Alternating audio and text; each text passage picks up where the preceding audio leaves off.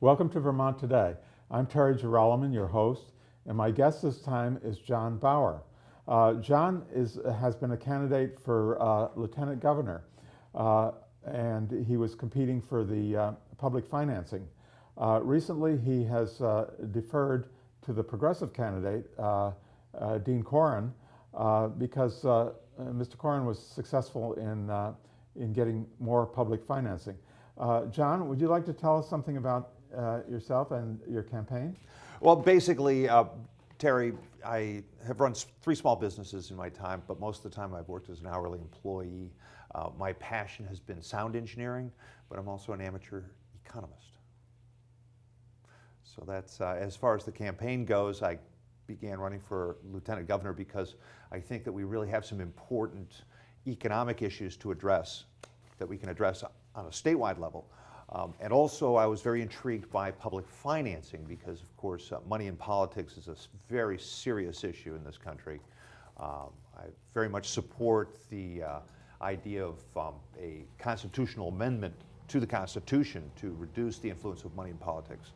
But I think that that's going to be very hard to do, take many years. So I think public financing is a way to address the issue sort of from the flank rather than head on. The more we insist that our public employees, our public servants are elected using public funds, the less influence that corporations are going to have on our elections. And Vermont provides for public financing for the Lieutenant Governor and the Governor. And if you qualify, you get $50,000 for the primary and $150,000 for the general election. Is that how it works? That's basically right. You have to raise $17,500 for to qualify. That's one of the from some 700 contributors. That's correct. From 750 contributors in increments of $50 each or less. It could be as little as a penny, I suppose, but we were putting the minimum at $1 during my campaign. And you can have no more than 25% of your contributors from any one county. Now, let's assume, to make the math easy, let's assume that I raised $18,000. Well, that would qualify me for another $32,000 for the primary, which would give me a total of $50,000. So it wouldn't be an additional $50,000. And then if I'm successful in the primary, then without any more fundraising, I would get another $150,000 to run a general election. So you've got it pretty much right. And Dean Corrin was doing the same thing, whereas Phil Scott is not. That's correct. My understanding of Phil Scott's position is he doesn't see why people who don't support him should support his campaign using tax dollars.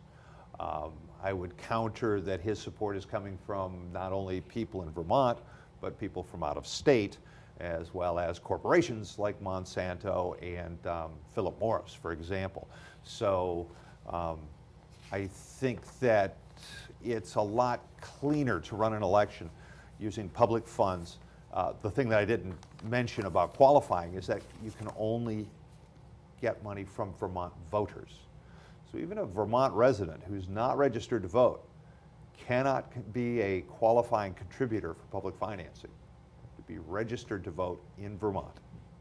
I had to tell my dad no on the $50 that he offered to send to me for the campaign. Because he doesn't live in Vermont. He lives in Detroit, so he did not qualify. You have an interesting diagram on your website about that. This scale here, it shows Phil Scott on one side, and he's got AT&T $1,000, Comcast $2,000, Monsanto $1,000, Philip Morris $2,000, Wells Fargo $1,000, and Anheuser-Busch $1,000. But the regular Vermont people, just $1 counts for the public financing. Right. And we can, the average person can weigh in equal to these corporations because of the public financing. So it's a great democratic advantage that we have here in Vermont. Yes, we did the math and we figured out that if we had enough people contributing in order to make all of the qualifications, each contribution would be worth the equivalent of $267. So, as little as $1 would give you that much influence. So it's a really good way to leverage the voice of Vermont voters. I mean, some of the most touching contributions that I got was, for example, there was a grandmother in Rutland who said, I live on $600 of Social Security a month. Here's $5. I believe you're right. We have to get money out of politics. Now, for her to give me that $5 was a lot harder than for Monsanto to give $1,000 to another candidate, or for even a wealthy person to contribute the maximum amount, which in this cycle is $2,000 per candidate. It was a lot harder for her to give up that $5. So that was very touching. And I had a lot of people like that, people of modest means, who felt like they were empowered to contribute to a campaign. And that's what democracy is about. It's about empowering our people to raise their voice for the things they believe in. So Dean Corn succeeded in qualifying for the public finance. 37 days. The Progressive Party pulled it together in 37 days. But you weren't able to do that. Correct. There were a lot of reasons why. The Progressive Party really pulled together as a party, which was, I think, in some respects easier for them to do because they were focused on one candidate only, whereas the Democratic Party has so many candidates. Most of the time we were also concerned about actually legislating. And there were persistent rumors during my campaign that there may be a primary, which kept a lot of people waiting to see if someone else would file. One of the disadvantages that I had was no one knew who I was when I started this, or very few people, I should say. But it was very strongly believed that someone should bring public financing forward into the conversation. And I very strongly believed that someone from the Democratic Party should challenge Phil Scott, because he talks in circles, from what I observe, and I don't hear a lot of really clear ideas about how to take Vermont forward. And like the rest of the country, Vermont is really suffering in this economy. The people in Vermont are really having a hard time. And I know this as an hourly employee, that it's hard to stay in the middle class. More and more people are falling off the middle class. Wall Street's at an all-time record again this week. And food stamps are also, the use of food stamps is also at an all-time record in this country. And Vermont may be a little better off here, there, and by different measures, but that doesn't mean it's easy to live here. And going out and talking to the people in the state of Vermont, they really want to see some changes, and it has to do primarily with the economy. That Democratic Party strategy of waiting for the primary to see who's going to file isn't very good, because the requirements for the public financing says that you have to, the June 12th is the cutoff. So by June 12th, you don't really know who's going to be in the primary. Right. And you could fault the Democratic Party for that if you want, but you could also look at our public financing law and say, is this the best way to do it? I always thought that having a hard deadline for fundraising on June 12th cuts two ways. For one thing, you actually get money in time to run a primary. But in another respect, you have a very hard deadline, perhaps. And one of the things I could do now that I'm not running a campaign is to study some of the different ways that it's done in other states as far as how public financing is construed. It may be better to have a certain bar that you reach, but then you're still allowed to continue to raise money after the deadline that's matched at a percentage. And I'm sort of speaking off the cuff without doing a lot of study on this, but for example, in the New York mayor's race, you reach a certain bar, and then every contribution under $100 is matched times 6. But you can continually fundraise through the campaign, such as other candidates do. I think that's one of the problems. Again, it cuts both ways. Dean Corn's in a place now where he doesn't have to spend a nickel. He doesn't have to spend any time at all raising money. He's got all that he's got everything he's going to get He's not allowed to do that either, is he? If he gets Well, more if he money? does, he immediately loses his public financing. Yeah. So he has to pay it back. There have been several people. Barack Obama, the first time he ran for president, we have a federal financing law. We have a federal law for public financing. Barack Obama, in his first presidential campaign, he was going to do it and then decided not enough money to be competitive, and he bailed out of it. Howard Dean, when he ran in 2004, was going to use it, and he also bailed out of it because, again, it just wasn't viable as far as what you're up against. And federally, I mean, with the super PACs and all that sort of thing, it's difficult. It'll be interesting to see if super PACs, for example, jump in and support Phil Scott because he's the leader of the Republican Party in Vermont, and if they, there may be people who decide that it's important to keep him there. And so they want to make sure that they roll over Dean Corn. We'll have to wait and see how it plays out. It's going to be fascinating to watch. I like the idea of extending the deadline so that if you raise some money, say, the 1st of July, you could still get public financing. I don't see why you should make it a percentage, though. Just if you, for instance, got the qualified on July 1st, why not give you the full $50,000 for the primary? Right, and you make a good point, and it's worth exploring as far as how can we make the public financing work better. I believe that it should be difficult because we're talking about public funds. So you can't just give it to anybody who happens to wander in and decide that they want to run for office. It should be hard to reach the goals and to attain the level that you need to do to get the public money.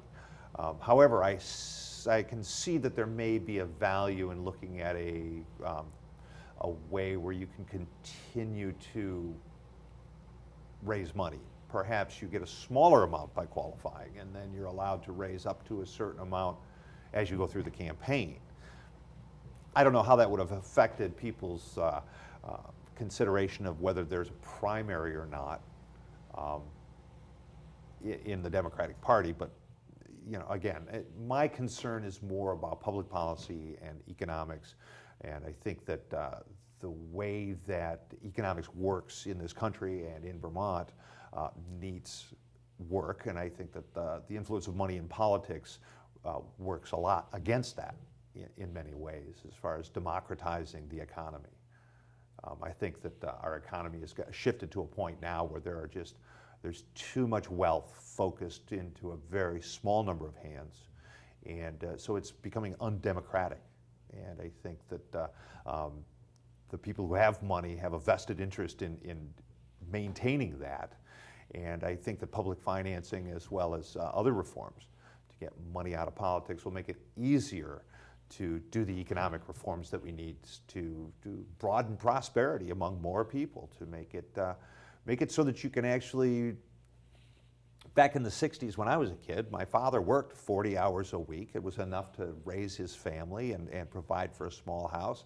He had his weekends off, and we would go on vacations, and it was a good middle class existence. It's very difficult to do that anymore. It's very difficult to do that anymore. I mean, a lot of the kids graduating from college now, trying to have that sort of a lifestyle, are saddled with so much debt now that they can't afford to buy a house. It's very difficult for them to survive economically, and all of these there's no reason why this should be. My father went to college on the GI Bill. Even 20 years ago, 30 years ago, the cost of college was a small fraction of what it is today. And at the same time, there are people who are paying up to 10% on their student loans for trying to get a college education. There's no reason for this because I don't know I haven't met anyone who thinks that this is a good idea, and yet this is how we function in our country, in our economy. This is how our government is functioning. You have to wonder why. I think the influence of money in politics and lobbying is why. Bernie Sanders talks a lot about that, the influence of money in politics. You used to work for him, didn't you? No, No? I never worked for Bernie Sanders, although I can remember when he was first elected mayor in Burlington, I was sitting at a small bar in Stowe watching the returns on television thinking, oh, I wish I could have voted for him because he won by 10 votes. But I have been a fan of Bernie Sanders for a long time. He's very, very good at identifying the issues, and I mean, look at who he's dealing with in Washington, and he's still carrying the message forward. And, you know, he's starting to gather other like-minded people. Al Franken, of course, Paul Wellstone was there when he got there in the Senate. He's gathering, you know, Elizabeth Warren was just here in Vermont and made a big splash, and she's doing a lot on the student loan front.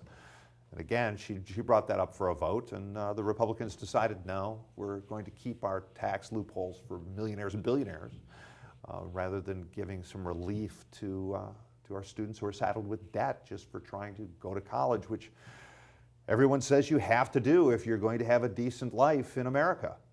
You can't just go to high school anymore. That's what you hear over and over and over again. And so you're saddled with you know, $25,000, $30,000, $40,000, $100,000 worth of debt at age 22 when you graduate. Now, that's a heck of a thing to climb over, especially when you start looking at the job opportunities that are available in this country. Much less if you want some of our brilliant people to like do public service and do some things that are actually going to, you know, feed society, because not only do we have an economic need, but we have a societal need. And it all sort of weaves together. And to my mind, someone graduating with a lot of debt is forced to go into the highest paying job they can find, rather than considering what feeds their soul, what might be a better way to help society or different members in society. So I see that as a barrier to having a better life across the country. When I hear that story, everybody must go to college. To succeed, you must go to college. It makes me think of John Steinbeck's famous book, The Grapes of Wrath. You know, they told all the people from Oklahoma during the Dust Bowl that, oh, you must go to California because there's jobs out there and you will do so well. And so everybody went to California, and it turned out there were too many people for the jobs. And so they all ended up with no job. Right. And there was so much competition that the salaries went way down. So it just didn't work. And in Europe, they have a much more sane system, I think. The college is free, so they don't have to go into debt. But you don't go unless you do well on the exams. Mm-hmm. So they choose the most qualified students to go into the universities, and they keep it so that you have the number of graduates that you have jobs, and everybody gets a job. I would like to see us do something like that, make a free higher education, but limit it to people who do well and will take it seriously. Well, the other thing that they have in Europe also is they have a very strong network of trade schools. So you don't necessarily, if you may not go to college for a white-collar job, you know, as an accountant or a lawyer or doctor or something like that, but if you don't, you have the option to go to many different trade schools where you can actually learn a skill that would give you the opportunity to earn a middle-class existence. Mm-hmm. And that's something that, I mean, I remember when I was in high school, and even perhaps even today, someone who goes to vocational school is kind of, you know, frowned upon as being not somehow not an achiever or something like that. But I think that with the technical things that we have, the technical jobs that we have now, I think somebody going to vocational school is perhaps making a very wise decision, because you know, I mean, even something as simple as an automobile or a telephone now is not a simple mechanical device as it was when I was a kid. Mm. So I see trade schools as being a very, I see that as anybody going into a trade school, I see that as being an admirable decision. I think they're taking their future into their own hands and deciding, yeah, I'm going to go this way because this is something I love to do, and I can see making a living this way. So it's not just college that we need to provide for. I mean, you know, post-secondary education is important, and you know, some of the problems that we've gotten at Vermont Technical College, for example, it's very concerning. because that's one of our sort of the gems in our technical education crown, if you will, in Vermont. And I'd really like to see them continue to succeed. They kind of got pushed back a little bit for a variety of reasons, but it's a very good school down there, and I think that gives a lot of Vermonters a chance to earn a good living. Back to the subject of public financing. Ah, yes. We have 4 major parties here in Vermont, and the law provides for criteria to become a major party. If you, in an election, if you get more than 5% of the vote for one of the statewide candidates, then your party becomes a major party in the next election. And so since the Liberty Union Party got 5% for one of the candidates 2 years ago, they're also a major party along with the Progressives, Democrats, and Republicans. So Marina Brown is running for the Liberty Union Party Lieutenant Governor, but she's not going for public financing, or she at least has no chance of getting it. Right. So there's something there to maybe consider as far as the criteria for public financing. Yep. That if she's a major party candidate, maybe she should get some money. The difficulty with public financing is you have to find 750 people who believe in your message enough to give you an average of $24 each. This is not as easy as it sounds. And even someone who's in, this person you're talking about for the Liberty Union Party, they may have qualified as a major party based upon 5% vote in a statewide election. It doesn't necessarily mean they have statewide contacts in order to gather the required number of contributions from the required number of people. Remember that the Vermont Progressive Party has been around for, 30 years now, building their networks and running legislative races, and they've got a couple of senators, and they've got some members in the House of Representatives. So they have an infrastructure that they were able to put to use there. That's an infrastructure that I didn't have. Even though I was a Democrat, it was difficult for me to build that infrastructure in 3 months. So I think that the existing infrastructure and the fact that the Progressive Party focused on one candidate, which is something that the Democratic Party I don't think will ever do. We have a supermajority because we elect a whole lot of candidates from all across the state of Vermont. And I think that the party is rightfully focused on all their candidates rather than just one. Progressive Party is a different situation. And as far as Liberty Union goes, I know that the name of the party's been around for a long time. I'm not sure that the infrastructure in the state of Vermont is strong enough to be able to actually pull off a public financing run. I think the more the merrier.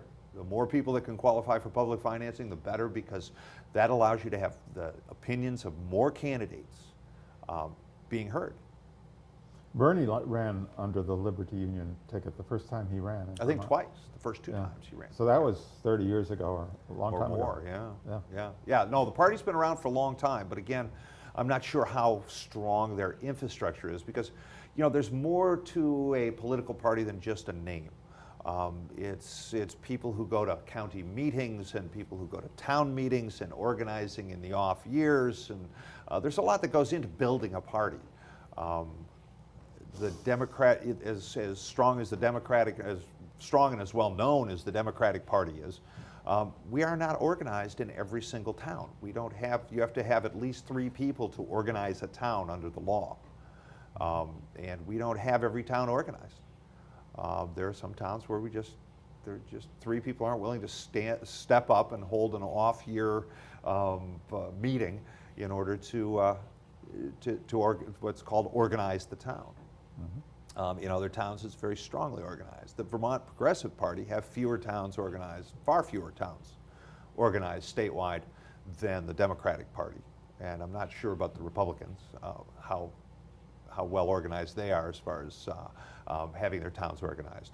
And I have no idea where the Liberty Union Party is as far as having a having the town of Cambridge organized, having a town part where you have a chairman of the town and a treasurer and the 3 elected officers that you need to have. So, and a lot of that sort of grassroots organizing really does a lot when it comes time to elect candidates. Have people in a parade, and have people at tables at the county fairs, and that sort of thing. But if we wanted to make the public money more democratic and public financing more democratic, we could take into consideration the fact that certain parties have majority status or major party status, and spread the money around to give a little money to the Liberty Union candidate too, so that they have a chance, and maybe give some more money to people who qualify after June 12th. And if we extended the law that way, it would make it more democratic, don't you think? Yeah. I mean, the thing that most people lose track of when considering all of the different problems that we face, including the problems of making public financing more fair, is that we have the ability to do whatever we want because we are the people and this is our democracy, and we can draft whatever rules we like. As far as changing the criteria, again, I'll go back to what I said earlier. I think it's very important that it be difficult to qualify for public financing so that people say, yeah, this is really a legitimate candidate because they worked hard and they gathered enough people together in order to qualify for this. Their message is strong enough. There are enough people who believe in it that they should get public funds to run their campaign. I don't think it should be easy. As far as changing the criteria to allow smaller parties, that would feed that. In theory, I think that would feed democracy, and I think that's something worth looking at, and that's one of those things that appropriately should go to the legislature to be looked at. One of the things that I hope to do now that I'm not running is to study public financing to see where Vermont might improve it, and takes my ideas to some of the people in the legislature that I know who are also interested in this issue. One of the issues for the strategic issue in the campaign is that a majority of Vermonters are actually more aligned with the Democratic Party than they are with the Republican Party.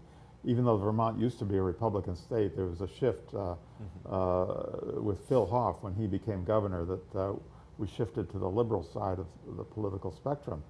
But if you have a progressive candidate and a Democratic candidate running against each other, that shifts it back to the Republicans because you divide the liberal vote, right? So it's very advantageous if the progressives and the Democrats work together, and we don't split the vote. It would also be nice if the Liberty Union Party worked with us too, because their philosophy is very similar to the progressive philosophy. But you made a very helpful decision, or the Democrats and you both made a very helpful decision when you decided that, well, Dean had a better chance of winning, therefore you're going to defer to him and support his campaign and combine the progressive vote so that we can beat out the Republican Phil Scott, right? Mm-hmm. Well, again, there are Democrats in the party who have expressed disappointment that I did not file for office when I spent 3 months saying that I intended to run for lieutenant governor. It's a very small minority, but there are Democrats who disagree with my decision. There are distinct differences between the Progressive Party, the Democratic Party, the Republican Party, and the Liberty Union Party in philosophy. There are ways where the parties do not work together. There are many of my friends in the Democratic Party who are closer to Phil Scott than they are to Dean Corrin. I happen to be closer to Dean Corrin's philosophy. I see that the Republican Party, as you pointed out in 1962, they were the dominant party in the state of Vermont. And with peaks and valleys, they've been on the decline ever since. And I think that that decline is going to continue.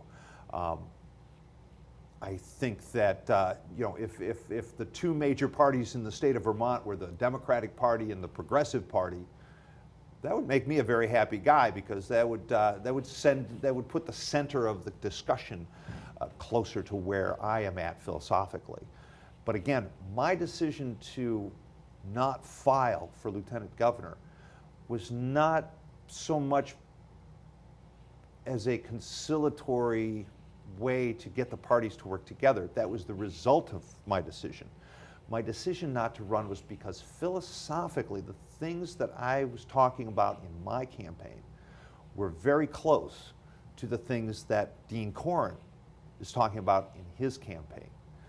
His focus is different than mine. Some of the things that he believes I disagree with. Some of the things I believe he disagrees with, I suspect. I don't want to speak for anyone. But I certainly saw that the result in this election would be, if I stayed in the race, Phil Scott would win. It's entirely possible Phil Scott's going to win this one. We don't know. Dean Corn has not been in the public eye since 2000. He has, when he was in the House of Representatives, and he has a reputation from that 7 or 8 years that he served in the House that may or may not serve him well in his election. Phil Scott is very well liked.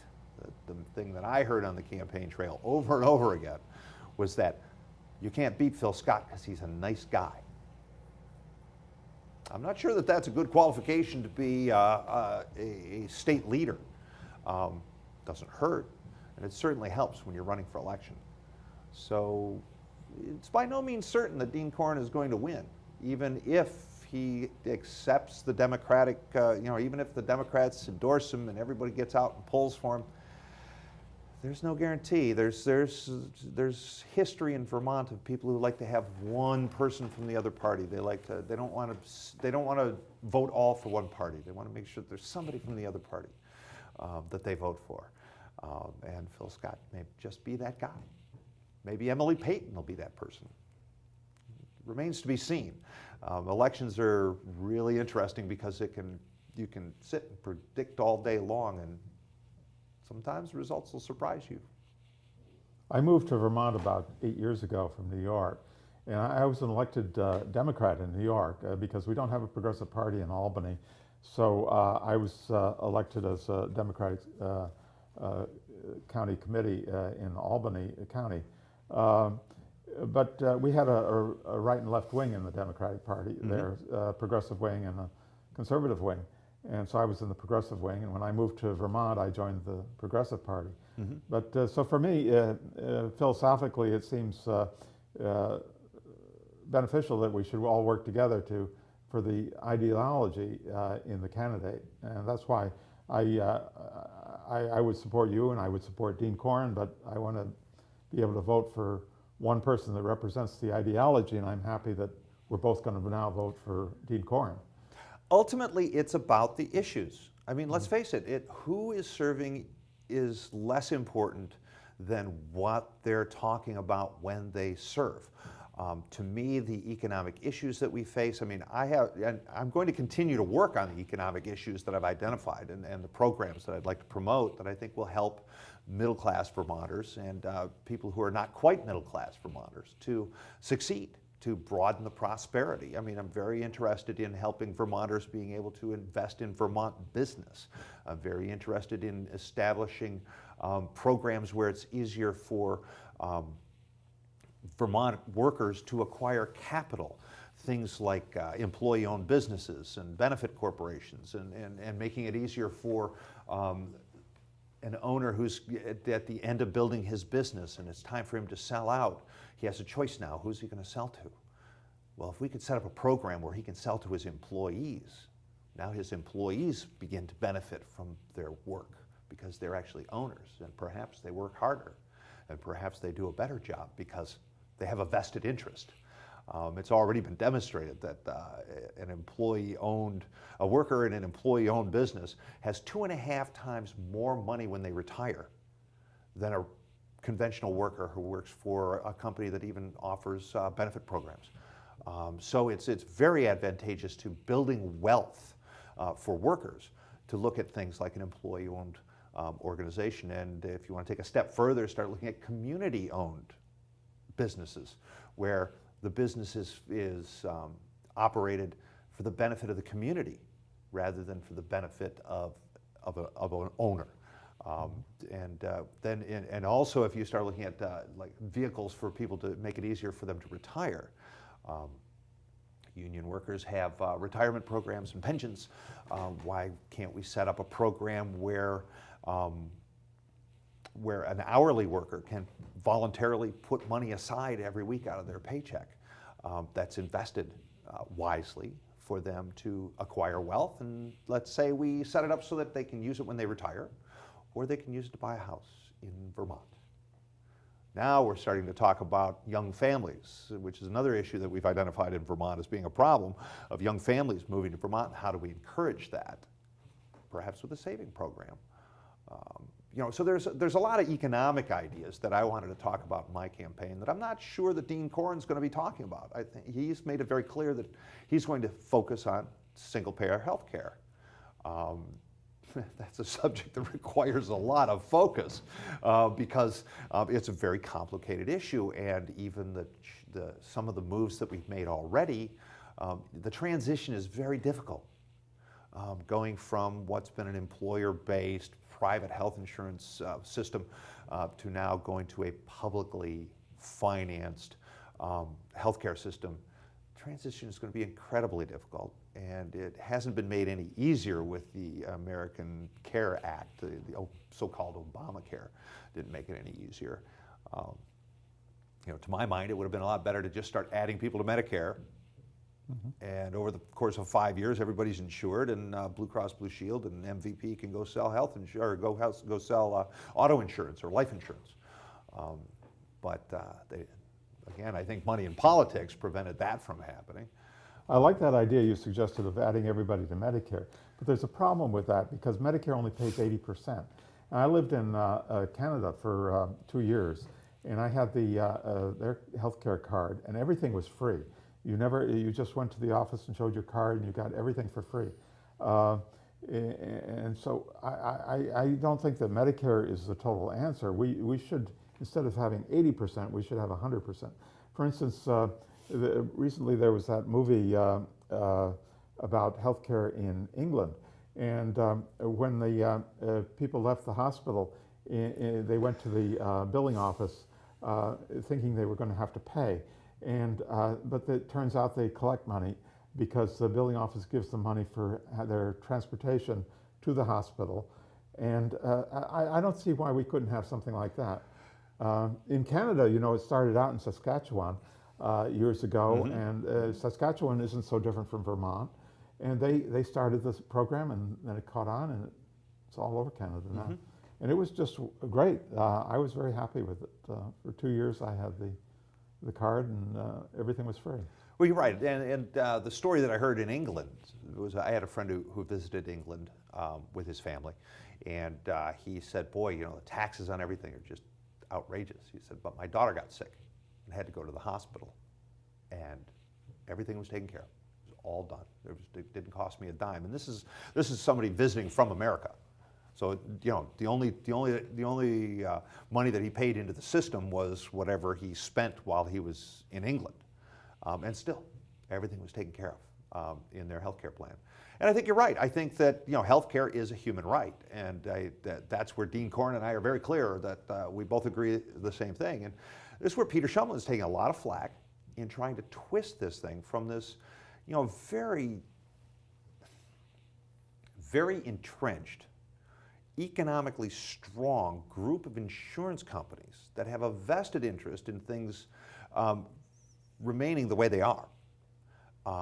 And he's fighting against that with a lot of very smart people in Vermont working on healthcare, and the legislatures behind him, and the people of the state of Vermont are behind him mostly. The transition is going to be very difficult. I think it's going to be very painful as we move to universal access to healthcare, because it's not going to be single payer. It can't be, because we have, for example, veterans have their own healthcare. and they won't be part of our healthcare. There'll be, I think there's going to be a nexus or a place where they meet, but they won't be completely in the state of Vermont healthcare. So it'll be universal access to healthcare where no one is denied and everyone pays for it. And that's the question. In Canada, in Great Britain, taxes are much higher than they are here. And one of the things we hear over and over in America is, oh, our taxes are too high. We hear it all over Vermont, oh, our taxes are too high. So it's going to be very difficult. We talk about high taxes, but how about the outrageous healthcare premiums? Exactly. $1,000 a month for your healthcare premium, and even if you don't get sick. And well, my employer just said that I no longer qualify for their healthcare plan, so I had to go into Vermont Health Connect. The system still doesn't work very well. It was a difficult transition for me to make. My cost for healthcare, even with the subsidies from the state, from the federal government based on my income, I'm paying $200 or a little more than $200 a month for my health care. Now,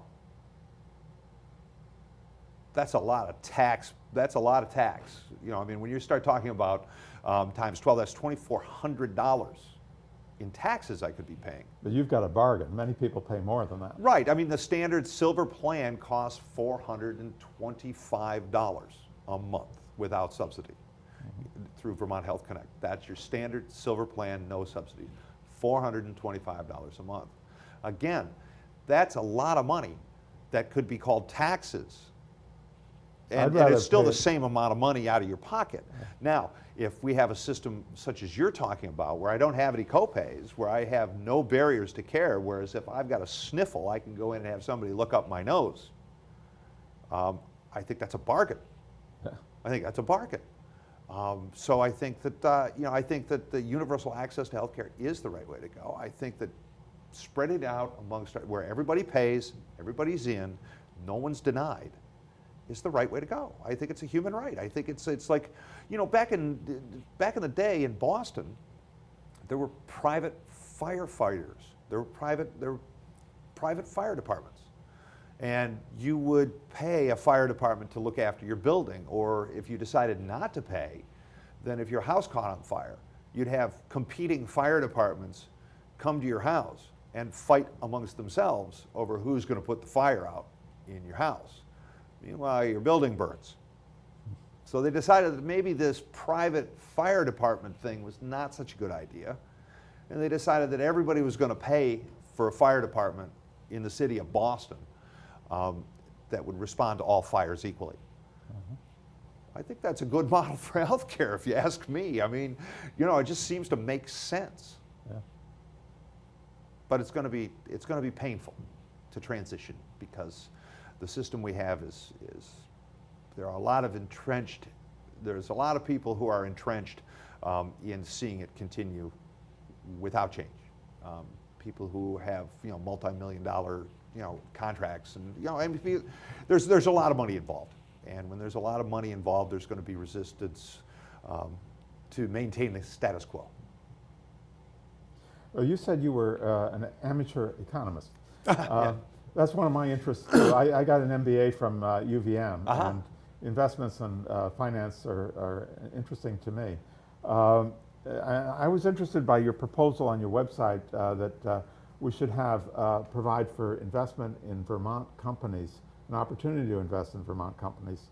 When I interviewed Anthony Polina a few years ago, he was running for governor, we talked about the idea of an index fund, a Vermont index fund, which I don't think is available now, so that people could just invest in Vermont companies. Yeah.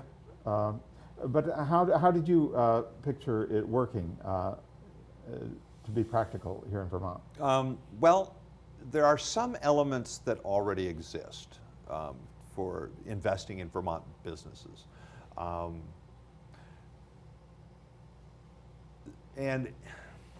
Okay, let's back up with a few facts that I've learned. One thing that I've learned is that 78% of our economic activity in Vermont concerns micro business, employees of 10 or less. Okay, 78% of our economic output in Vermont is these small businesses.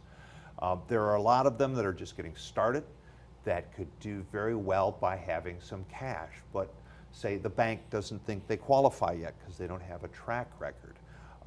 They may have a compelling plan. There may be a bakery that's doing so well they want to expand into the building next door, but borrowing money from the bank doesn't quite work, but an investor would be helpful. Now, the question becomes, how does the business find the investor?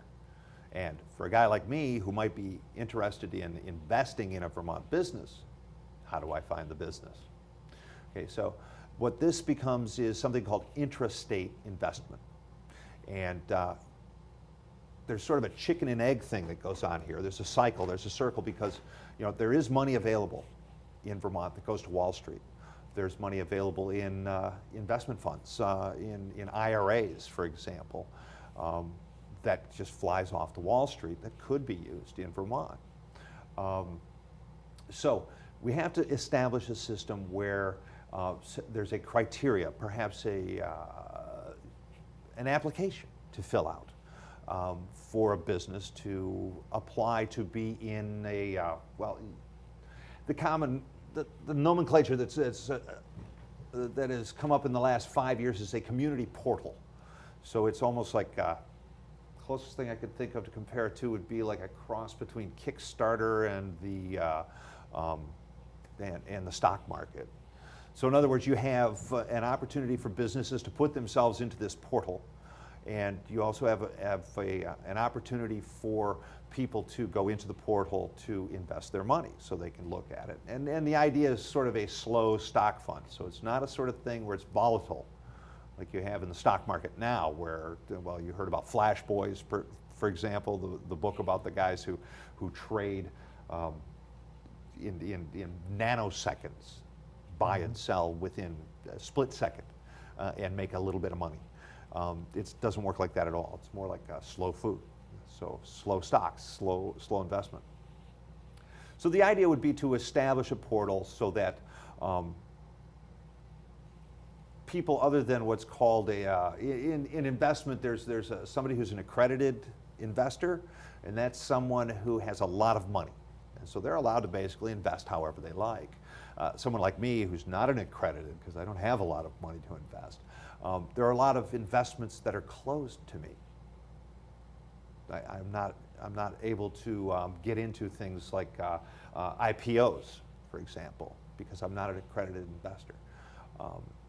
So it all becomes very complicated, but to try to break this back down again to explain it, we set up a portal where businesses can go in, where people can go in with a percentage of their income or some sort of qualifying criteria. So you have a qualified investor, doesn't have to be a very wealthy, but more moderate means of investment, smaller businesses, and a place where they can meet and connect and exchange. In other words, and you can invest. To say how it already exists now, there is what's called the Vermont Community Loan Fund. Have you heard of them? No. Okay. Vermont Community Loan Fund has been in business for 25 years. They're based down in Montpelier. Their mission is they take primarily money from accredited investors, but you can invest as little as $1,000 in the Vermont Community Loan Fund. And they use that for these micro businesses. They've done a lot of work recently helping child care centers to expand and to increase the number of children that they can care for and the quality of care, to hire people. These are businesses that don't qualify for bank loans, but they need some money in order to expand a little bit more and maybe reach they're just below. So a little bit of money, a little bit of time, and they'll be able to qualify for a bank loan and get a leg up, basically, and succeed. They have a very good track record, Vermont Community Loan Fund. In 25 years, because I was talking to their executive director, in 25 years, everyone who's invested in the Vermont Community Loan Fund has been paid back the money that they invested. They've been paid back with how much interest? What rate of interest? Well, from talking to, I think it depends upon how much, but from talking to Will, the executive director, he was saying that you could invest as little as $1,000 for a year, and it's a lot like a CD at a bank. Now, a CD at a bank pays you what, 0.75 maybe % interest over the year? Not very much. The CD is government insured, there's no risk. That's true. And this investment you're talking about, there's risk. There is risk, but you get a like 1.75. You get another point more for that risk. Remember, all investments carry risk. Everything you're going to invest in carries risk. We're investing in single-payer health care. There's risk there, but we're investing in it as a society here in Vermont. And you've never, I used to be a financial advisor, and any financial advisor would tell you, do not put all your eggs in one basket. There's always the disclaimer that, the past returns are no indication of future returns. But a person like me, I've got a small IRA that I've accumulated over the years. My options with my IRA, which is the only investment money I have, I'm barely hanging on to my middle class existence right now, like most Vermonters. So the only money I have to invest is in my IRA. In order to invest in my IRA, the only options that I have are, stocks and bonds, ETFs, these sort of things that are all Wall Street-based investments. Okay, I want to invest in my neighbors. Now, how do I take my IRA money and put it into the Vermont Community Loan Fund? We can't do it unless you get a special IRA that's called a self-directed IRA. It's a very little known financial instrument, and I've been trying to find someone in Vermont who offers one. I haven't found one yet. But a self-directed IRA allows you to put money into an IRA, and you basically have a checkbook. And there are, of course, limitations. You can't invest in yourself, for example. I can't pay my mortgage with it and say that's my investment in my future. But I can invest other things. With a self-directed IRA, I would be able to write a check to the Vermont Community Loan Fund and invest in local businesses. This can happen now, but nobody knows. It took me some looking around to find out that this was available. And I would love to find a financial institution that would promote a self-directed IRA. But again, I wouldn't tell anybody to put everything into that self-directed IRA and drop it all into any investment. You want a diversified portfolio for your future. You started talking about small businesses that don't have enough capital to get started. And that's a high-risk venture capital investment. So even though there's a lot of money that people are sending down to Wall Street, most of them don't want to put that into a high-risk venture situation. Right. But there are Vermont businesses that are well established, bike shops and restaurants and, just the stores that you see up and down Main Street that have been there for 10, 12, 15 years. But they're not incorporated. So how do you invest in an unincorporated proprietorship? Well, and this is something that we would have to, these are the details that would have to be ironed out by the legislature. We would have to, and some of the ideas may actually require the SEC to give us a letter where they're going to leave us alone. In other words, and there are some states who are working on this now, where basically what happens in Vermont stays in Vermont. It's Vermonters investing in Vermont businesses, got nothing to do with interstate investment, so the SEC has no authority here. I think there's a strong argument to be made there. There are some people making that argument in Congress, in the Jobs 2 Act. So it's entirely possible that we can do this. It's not something that is obvious. It's not something that is simple. It's something that would take a lot of time and effort and study. But it's there. It's available. The idea exists. And yes, you're right. There are businesses that would not qualify.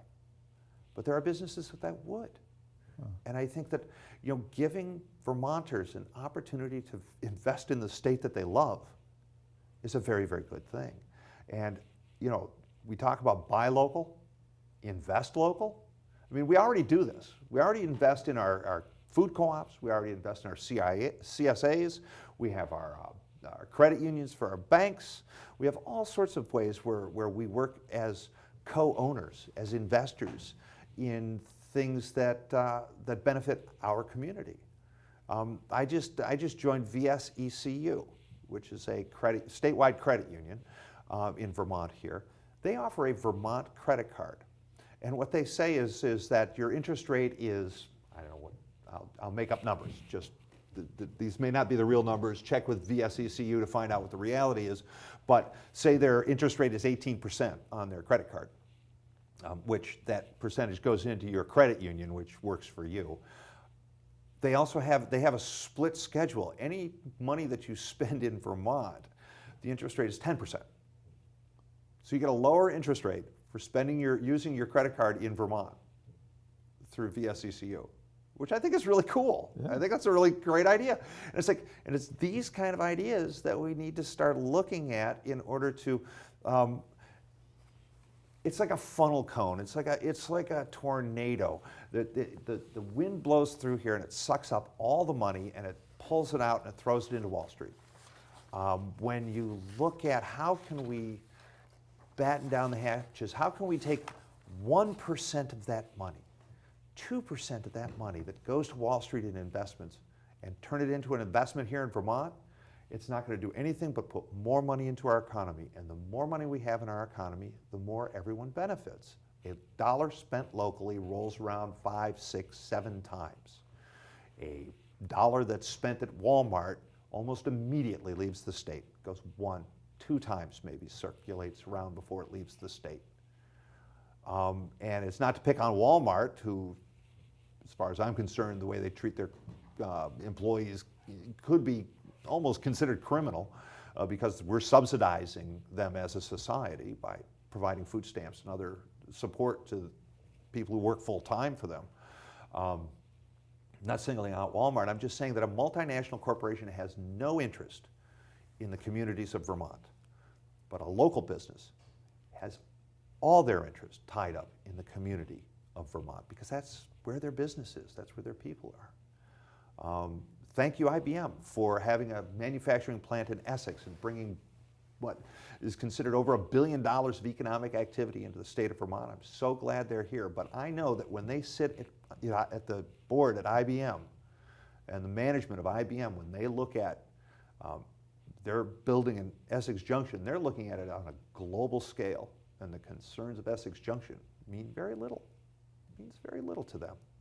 But when I look at a company that, like Ben & Jerry's, that is invested in this state as a part of their identity, even though they're owned by Unilever, Ben & Jerry's is very invested in being in Vermont, and I just heard the CEO say the other day they have no intention of leaving this state. They're rooted in the community, and those are the businesses we need to promote, and we can do it with our own money. That's what I'm about, is finding ways that we can use our own investment money to strengthen our own economy for our own benefit. It's something we need to do. It's something we need to look at because the next economic bubble is bound to burst. It happened with, I've been around long enough, you have too. We saw the dot-com bubble burst. We saw the housing bubble burst. There's going to be another one coming up here any minute now. Look at Wall Street. They're setting new records. That's got to be a bubble. That's got to be a bubble, and that Wall Street bubble is going to break. And when it does, what's going to happen to your money? Well, your money's going to go down the tubes before, your money's going to go down the tubes with mine. But the people who have acquired massive amounts of wealth, they'll be doing okay. The rest of us will suffer again. Well, that's why I like the idea of index funds, and I invest on Wall Street in index funds with Vanguard. I've read all of John Bogle's books. Warren Buffett says do the same thing. Mm-hmm. Yes, but Vanguard gives you a very low expense ratio, and the fees are very low. Mm-hmm. And so I feel that with an index fund that has 1,000 or more stocks, the risk is at a minimum. Mm-hmm. And even if the economy does go down, it eventually comes back. And over the last couple of bubbles, my fund went down a little bit, but it did come back, and I'm ahead in the long run. But so I would propose that we have a Vermont index fund allowing us to invest in just incorporated companies here in Vermont. Sure. That would be something that could be practically done easily just by if the state, for instance, established the fund and maybe modeling it after the Vanguard formula, so that it was safe and low cost. And I would certainly invest in that, and I'm sure many Vermonters would. You know, you make a good point, Terry, and you know, I could support something like that for sure. You know, any mechanism that we can find for us to keep our money in Vermont, we should go for. I mean, it used to be back. I remember when I was back in the '70s, it was, you know, Buy USA. The unions did a big push to get people to buy products made in the United States because they were looking at how manufacturing at that time, I think, was going to Japan, of all things. Now we're talking, then we went to Mexico and then China, and I mean, I don't know where we go next. But keeping money in Vermont protects Vermont. It protects our way of life, protects our communities. It does everything, it supports everything that we value as Vermont. I mean, I came here 30 years ago from Michigan, and I fell in love with Vermont. Yes, it's got beautiful mountains, it's got lovely hills, it had cows, it had silos, it was all beautiful and rural and bucolic. But really, what made me stay here was the small towns, the town meetings, the system of government, the sense of community where people leave you alone, but if you're in trouble, they stop by the side of the road and help you out and give you know, walk out and hand you a can of gas and say, don't worry about it. And I mean, you know, the sense of community in Vermont is just precious, and I don't really think that it exists in too many other places in this country. I think it's worth investing in. I think it's worth preserving. I think it's something that we need to hold dear. And I would be very happy to use my money in an index fund, in investing in. My partner invested in a cafe. She wanted to expand. Not my partner, the cafe wanted to expand. I put a sign up and started talking to the regular people who came by and said, would you invest? And we'll get, you know, and they had an arrangement to pay off the debt over time. And in the meantime, you got half off on any meal that you wanted when you came in. So as an investor, you got half off on your meal, which was, I don't know, maybe cost for the business concern. But it was really sort of clever the way she did that, because she got the money she needed to expand. Her, likely as not, my partner would show up with a couple of friends, and she would get half off on her meal while her friends would pay, you know, full rate. But it was very successful for the business. It's like community financing, and I think that model could be taken statewide. City Market works sort of like that. There you go. If you're a member of the co-op, every year they invite the annual meeting. You get a free, a really good free lunch, and if you participate in the board meetings every month at the board meeting, there's a free lunch. Well, there you go. That's a fine way to do business. That's a fine way to do business. I like that. Ben & Jerry's started that way. Their first public offering was to Vermont citizens only, and they had to buy, I think, $1,000 worth, and they had to hold it for a year. So it was very strict investment. But by the time they got done, they had like a large percentage, not a large percentage, but they had a measurable percentage of the Vermont population invested in their ice cream company, and they all wanted it to succeed. And it was a statewide community effort, and that was how Ben & Jerry's first went public. After that, they went on the stock market, and well, we all know what happened there. But that's how they started. I think it's a brilliant thing. You invest in your neighbors. Your neighbors are looking out for your best interest anyway. But this is a totally appropriate Vermont approach to finance. But you were talking about the credit card at the credit union, and on your the blog section of your website, it says use cash when you shop. Yes, yes. Don't use your credit card. Right, right. So even though it might be a Vermont credit card, you're still better off with cash. You are always better off with cash, and there's several reasons for that. One, you're not going to spend any more than you have, which is good. There is appropriate use for credit. If I'm looking to buy a house, I don't have the cash. I'm going to need to, although that's a whole nother story. We can do a whole show on how hard it is to buy a house these days. But also when you pay cash, you have to understand that, well, for example, I got a very good rate when I was running for office. My campaign had Act Blue, which is a credit card processing system. They charged me 3.9% for every contribution that was run through Act Blue. That's 3.9% of money that I didn't get. So when somebody contributed $10, I was missing 39 cents, right? Well, if you look at a retailer, a gas company, it's no problem for a small gas station to run up $60,000, $70,000 worth of credit card fees that they pay just because you used a credit card instead of paying cash. Now, if you consider that you walk into that gas station, you pay cash, they get to keep that percentage. That helps their business. That makes them more successful. It's not going to Wall Street. It's going to your neighbor who can maybe hire an extra employee or pay their employees a little bit more money. Maybe lower their prices because they don't have to pay the credit card fees. So using a credit card is a really good way to send money to the big banks.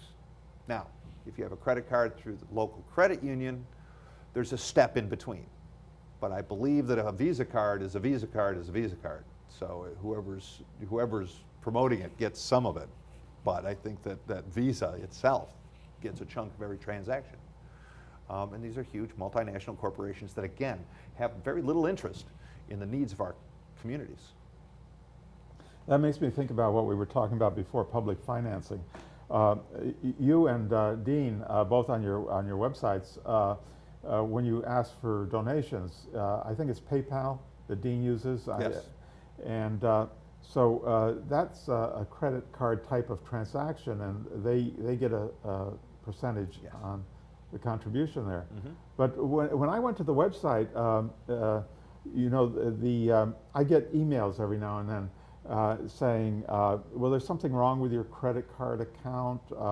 Won't you give us the information, or somebody has overdrawn it?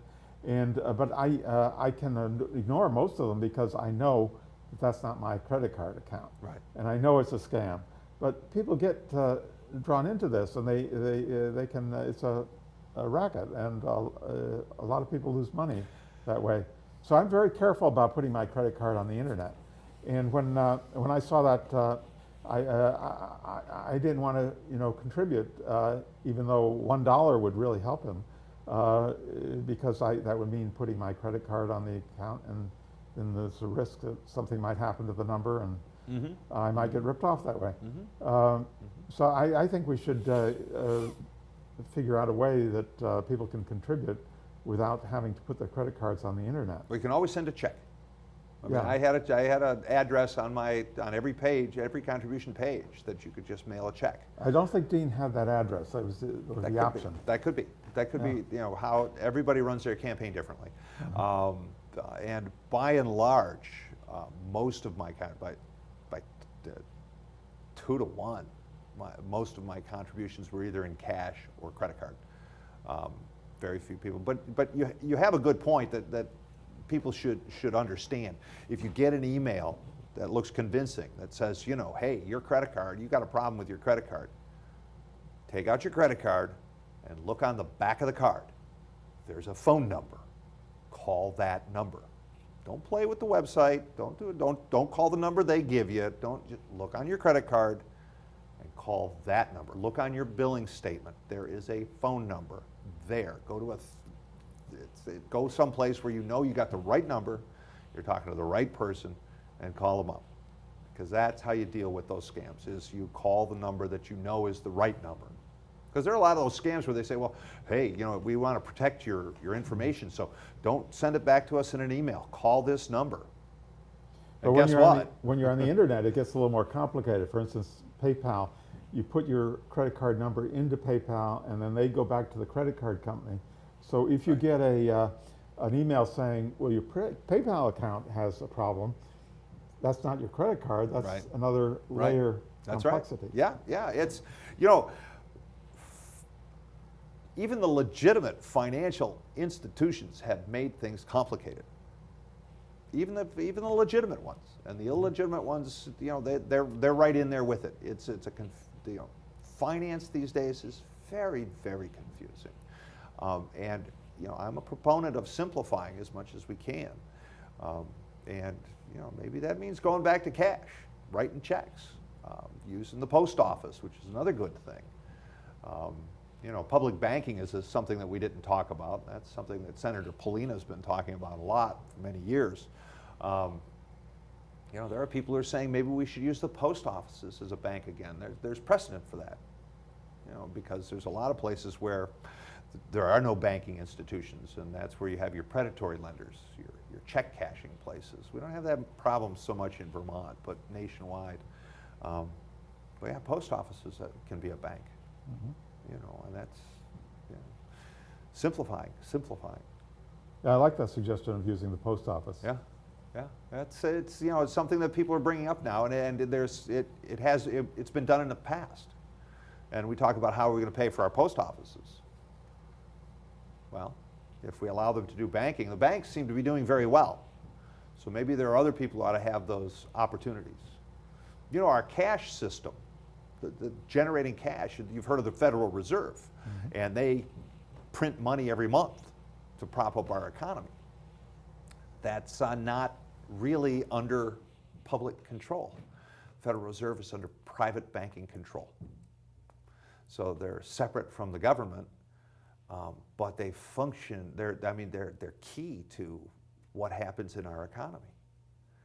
And yet it's given over to private interest to run. It's kind of interesting, but I see that model. You know, the way they've been printing. What are they doing? $75 billion a month to prop up our economy in the United States. Mm-hmm. So they're putting that money into the economy. That's new money being put into the economy. That's why I talk about let's stop sending money to Wall Street and invest it in Vermont, because that's kind of the same thing. We can't print money in Vermont, but we can work hard to keep more of it here. I think that does everyone a lot of good, even if you're not a business looking for investment.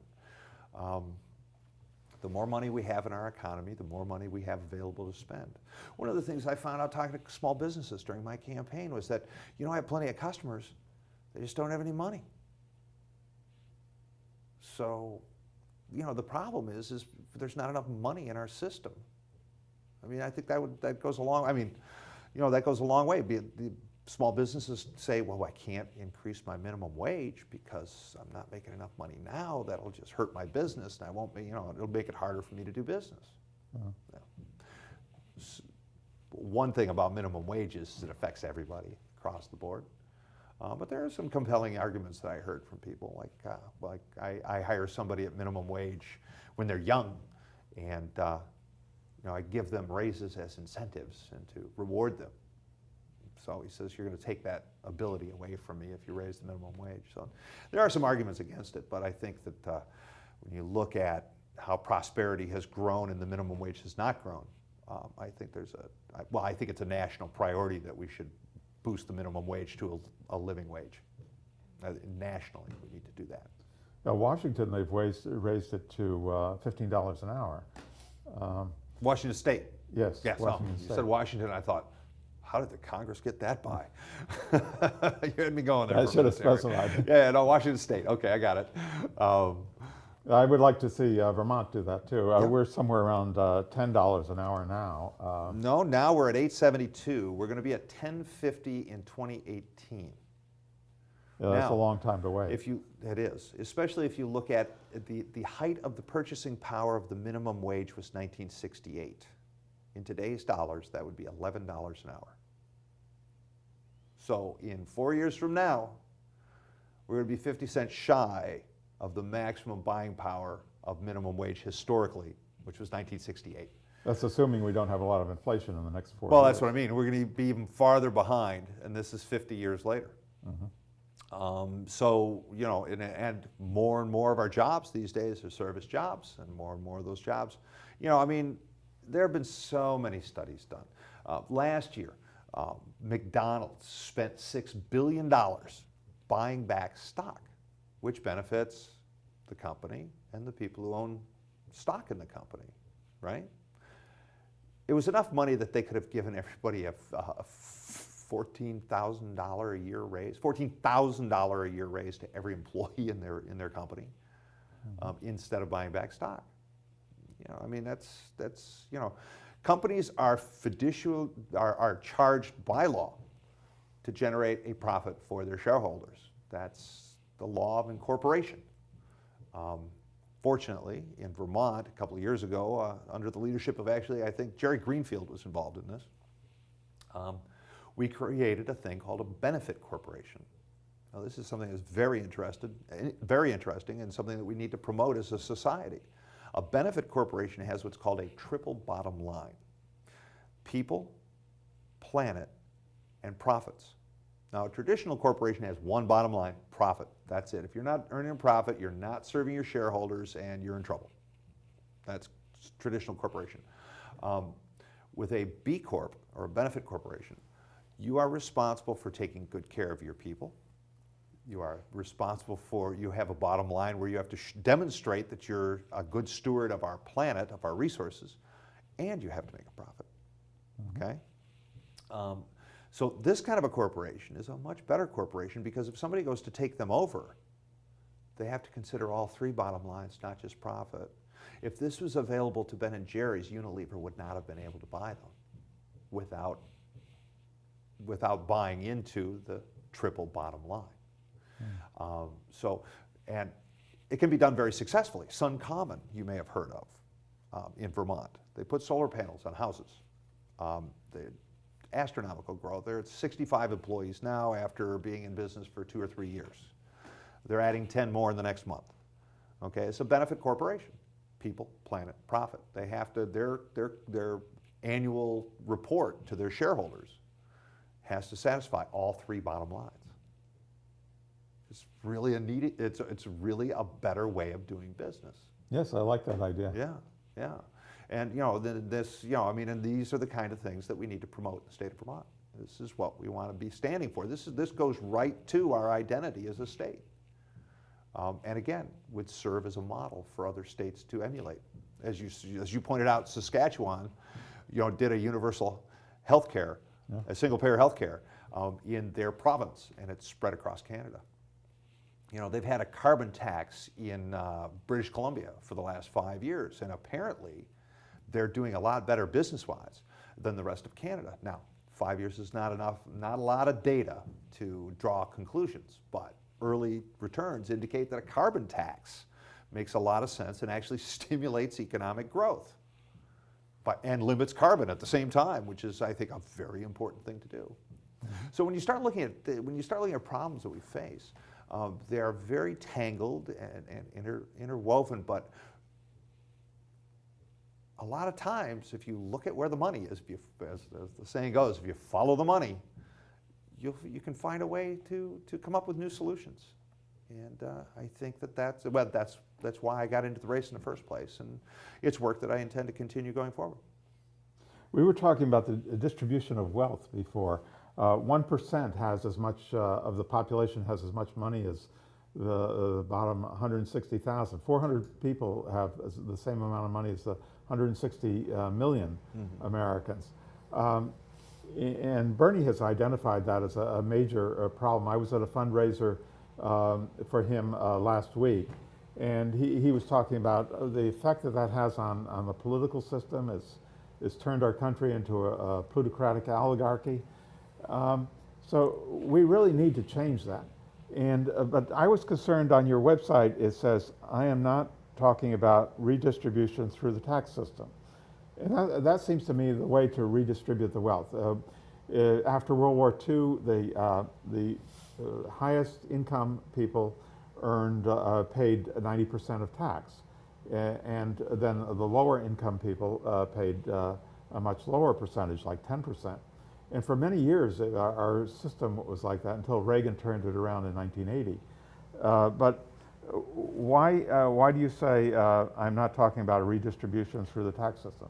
Well, you know, that is a line out of context of something that I was talking about, and I'm not sure where the reference comes from. But when I'm talking about broadening prosperity, when I'm talking about investing in Vermonters investing in Vermont businesses, I'm not talking about using taxes to redistribute wealth. Now, when you start talking about our tax system, I am very much in favor of a progressive tax system.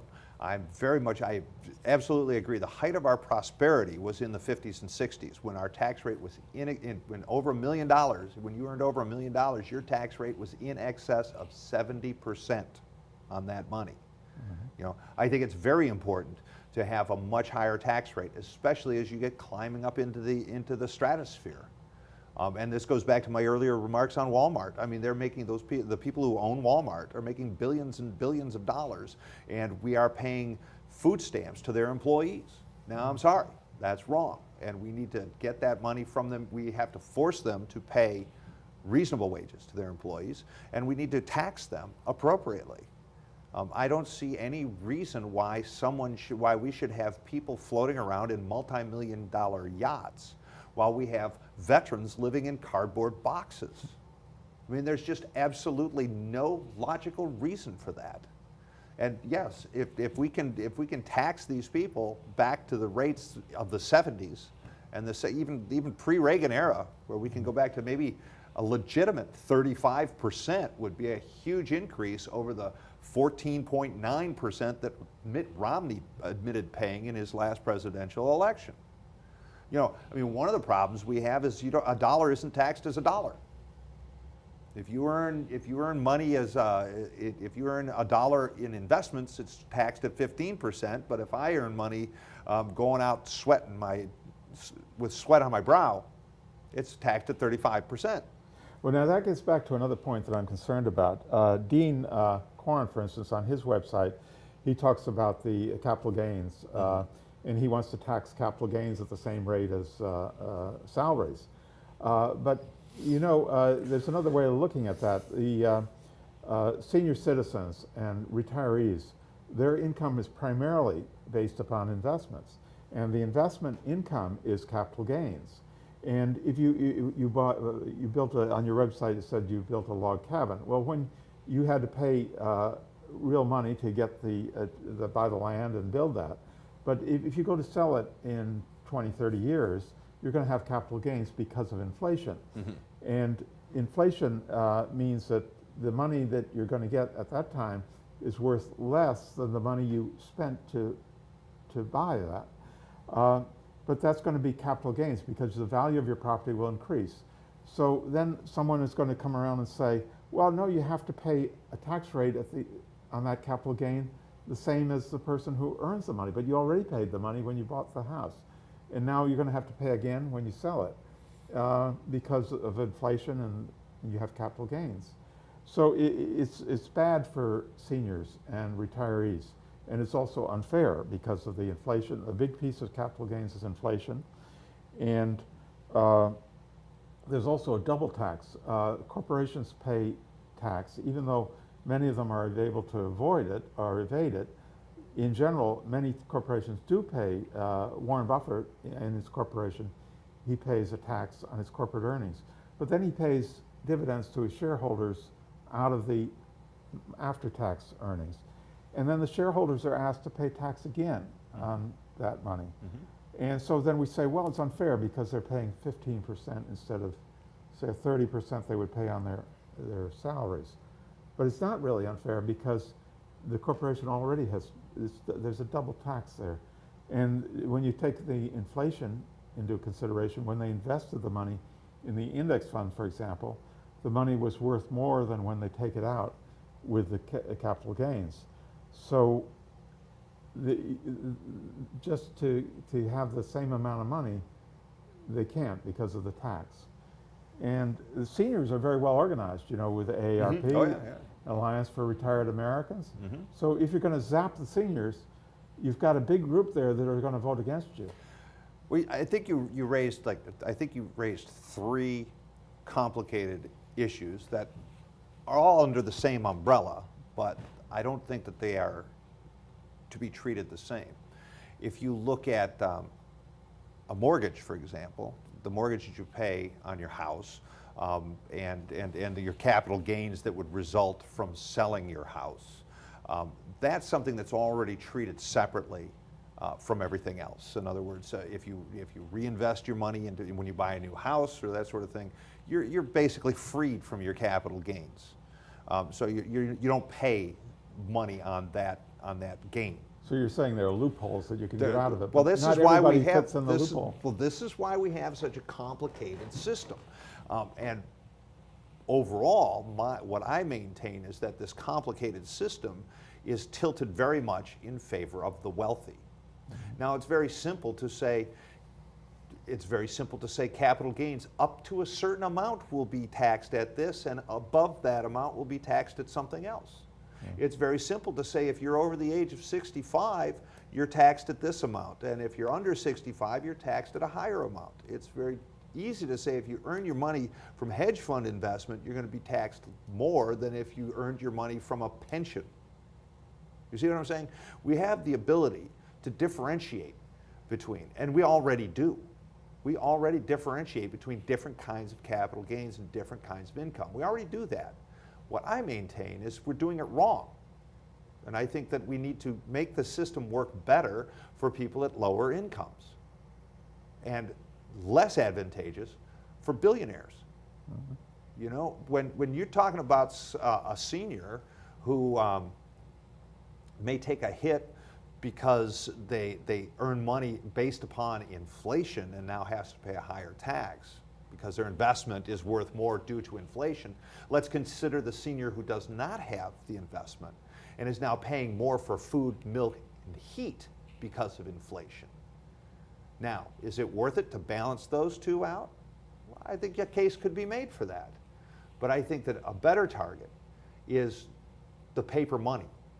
There's almost $2 trillion being held by corporations right now, just being held. And this is part of the reason why Wall Street is so successful, is because they're just trading paper, investing in each other. It's not economic activity as we know it. The stock market used to be based on investing in companies that made things. And you were investing based upon whether you thought that they made good things and were good at making them and could sell them. And that's what the original concept of Wall Street was, when they used to sit under a tree in New York and trade paper based on real economic activity. Much of our economic activity now is paper. It's just trading paper and different kinds of funds, and this is where the housing bubble exploded and burst, was because they turned mortgages into paper that they could trade back and forth. And it wasn't really you weren't investing in mortgages anymore. You were investing in a percentage of 35,000 mortgages. Well, who owns the mortgages? Well, we don't know. This is what it had come down to, and this is what is going on now with banking derivatives and all sorts of things. The economy is not working for people, and it's not working on things that are tangible anymore. This economy is working on concepts and ideas, and as soon as somebody pokes a hole in that balloon, it'll deflate. It's not like, and now people are buying, it's long been, Bain Capital made a lot of money buying companies, driving them into the ground, selling the assets, and making a huge profit. That's Mitt Romney's book. Yeah, and that's just one of many. That's not the only one. He's not the only evil guy out there. It's just the way business is done. Mm-hmm. And I say that doing business that way is wrong. And I think Vermont has the integrity and the backbone to be able to point to a different way of doing business. I like your point of putting a floor on the tax. Like in the inheritance tax, there's always a limit below which you don't pay inheritance tax. I think it's $300,000. It used to be $300,000 in New York, mm-hmm. That you would inherit without any tax. Uh, or that was, I think, the federal limit at that time, a few years ago. Uh, but I think Dean Corrin needs to, on his website, point out that he's in favor of having a floor on the tax.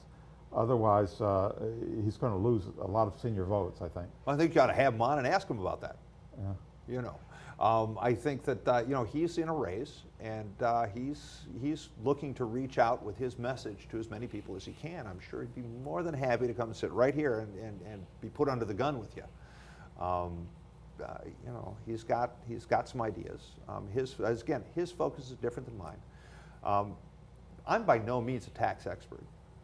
I'm very grateful for people who are. I'm more interested in economic theory and how business works outside of taxes rather than tax theory. I'm learning, you know. I think you should have Dean. You should get Phil Scott in here and have a conversation with him too. They're running campaigns, Terry. They got to be happy to come and talk with you. I invited Dean, and he said he might be interested. Sure. He called me up for a contribution.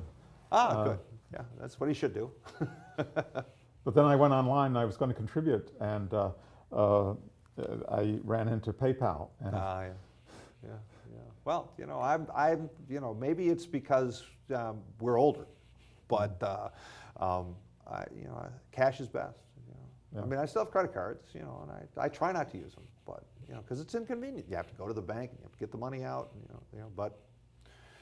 But you missed an opportunity at your fundraiser. You had a really good fundraiser at Ben Cohen's house that I attended, and but at that time I didn't realize that $1 would make a difference in the contribution. And I think the people at the fundraisers, if they knew that they could just pull $1 out of their pocket instead of waiting and, you know, figuring out how the check is going to clear the checking account, and you would have had a lot more contributions. So in the future, I think everybody should be made clear that $1 counts as far as that 750 people to contribute. Right. And right. The average contribution had to be $24. So is every person who gave $50, which, you know, I mean, people who are used to contributing to campaigns, $50 is, oh, great, no problem. You know, so for every person who contributed $50, that allowed one person to contribute $1, and it works out to, you have to average at 24. And you're right, different fundraisers, I had varying amounts of success in getting that particular point across. But I did struggle for a long time educating people about how public financing works, because it's counterintuitive to everything that they're used to as far as campaign finance goes. I don't know how many times I heard, oh yeah, I always wait till after the primary and then I contribute. It's like, oh boy, the primary, that's in August. That's way after my deadline. August 26th. I always wait to see who's running before I contribute. Well, that's June 12th, that's my deadline. June 13th is too late for public financing. So, yeah, I mean, and now in the next cycle, they're going to move the primary up to the first week in August. So I wonder if they're going to move the filing deadline up 2 weeks as well, to the end of May, where now you're talking about legislators who may still be in session and have to circulate petitions for filing. It'd be interesting to see if they shorten the primary or if they move the filing deadline up 2 weeks as well.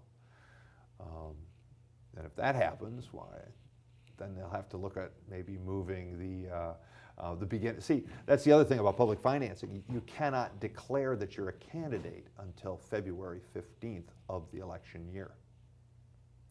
So if I would have come out on Valentine's Day and said I'm running for lieutenant governor, I would be disqualified from public financing. You can't start before the 15th. People that gave you money before that wouldn't. You cannot raise or spend more than $500, and you cannot declare. So I could go along to my 10 of my best friends and get them to give me $50 each to get my campaign started. and still be able to qualify for public financing. But that's another one of the hurdles. There are many hurdles to qualifying for public financing. Some of those laws, I think, need to be tweaked a little bit. Vermont's public financing law is been 10 years without change. The only change has been in January, where they doubled the amount that you received. So even when Cassandra Gekas was running, if she qualified for public financing, it would have only been $100,000 total between the primary and the general election. Not enough to be competitive. Would have been more than she ultimately ended up raising, but she didn't get into the race until the day, I think she filed the day of, I mean, nobody really knew she was running until filing deadline. The story I heard was there were people running up and down Church Street getting the last signatures on a petition to put her in the ballot. That's a late start, and certainly wouldn't work for public financing. I admire her courage. She stuck it out. She was very articulate. She did a good job, and my hat's off to Cassandra Gekas. She did well. I had her on this show. Yeah, she is very smart and very well spoken. I mean, I was looking at some of the debates on the internet and that sort of thing. She did an excellent job. She took it right to him.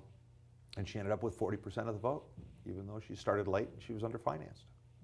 Considering it costs so much to run a campaign, $200,000 per candidate, Shap Smith was on TV last week, and he suggested that we change the term for governor and lieutenant governor from 2 years to 4 years. What do you think about that? Oh, boy. Well, there are two ways to look at that.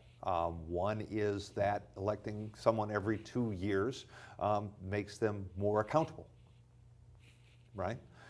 The other one is having people run for office every 2 years means they have to raise a bunch of money in order to run a campaign.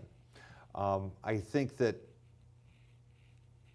I like 2-year terms because I like the idea of being able to change candidates every change elected officials every 2 years. I think it keeps them more answerable. I think that, on the other hand, people running for political office, and I try to make this point many times in my campaign, is that the problems we face, they're not solved in 2 years. So if you're going to elect somebody expecting them to come up with solutions in 2 years, no wonder you're disillusioned. Some of these problems are 40, 50, 100 years in the making.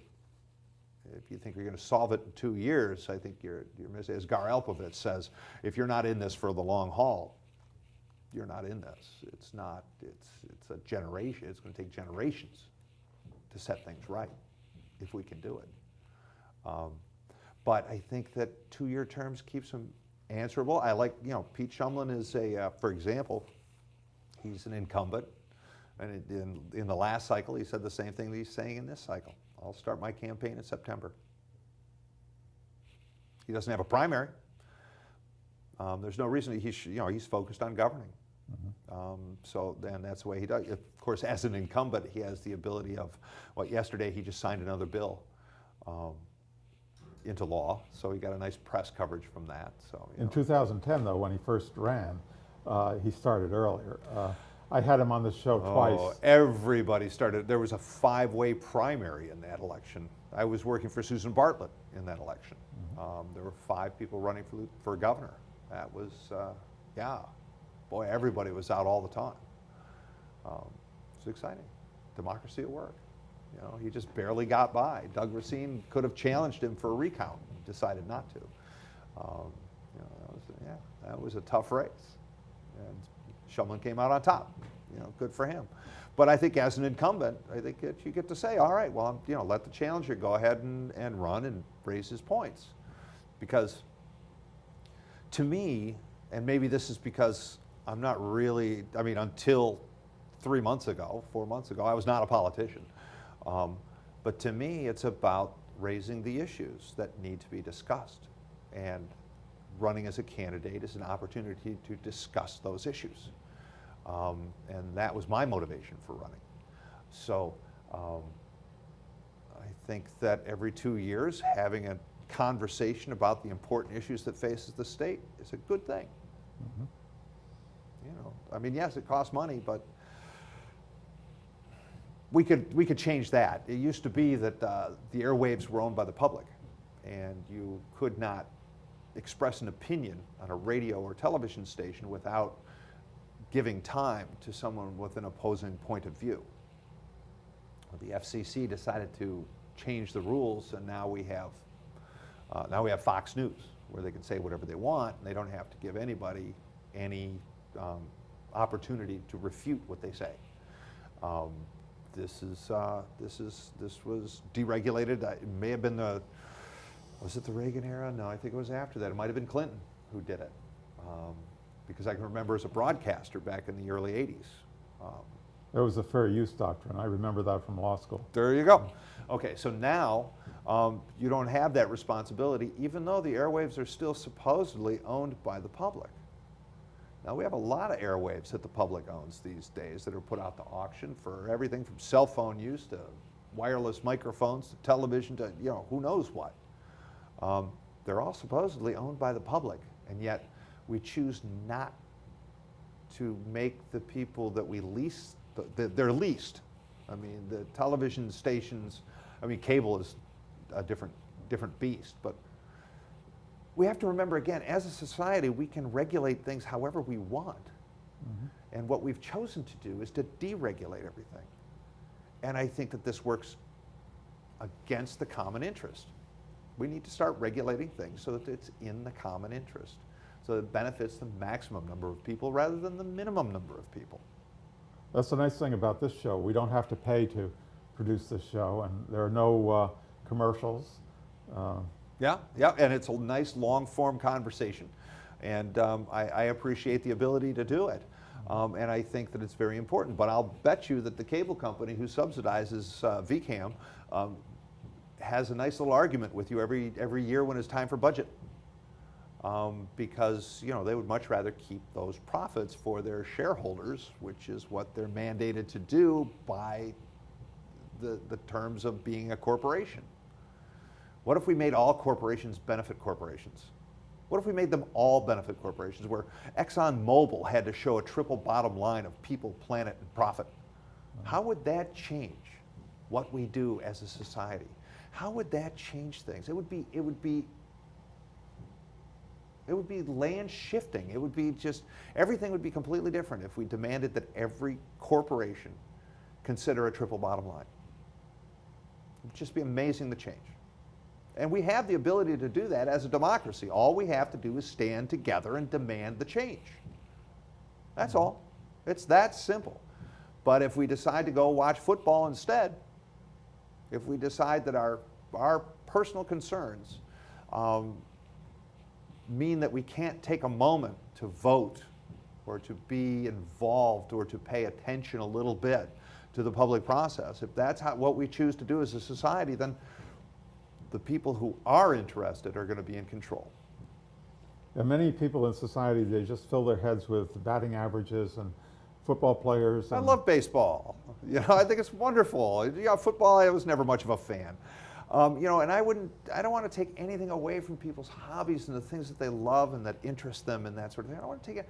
All I'm advocating for is to take a little bit of time to stick your head up from your personal concerns and look around and say, you know, what do I think is right?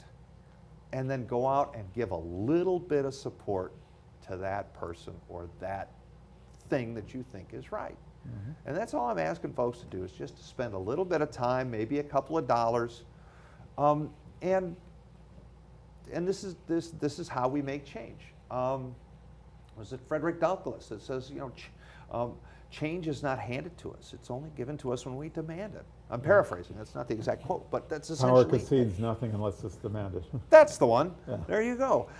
And it's very true. Mm-hmm. So if we're happy with you know, 8 corporations controlling our media,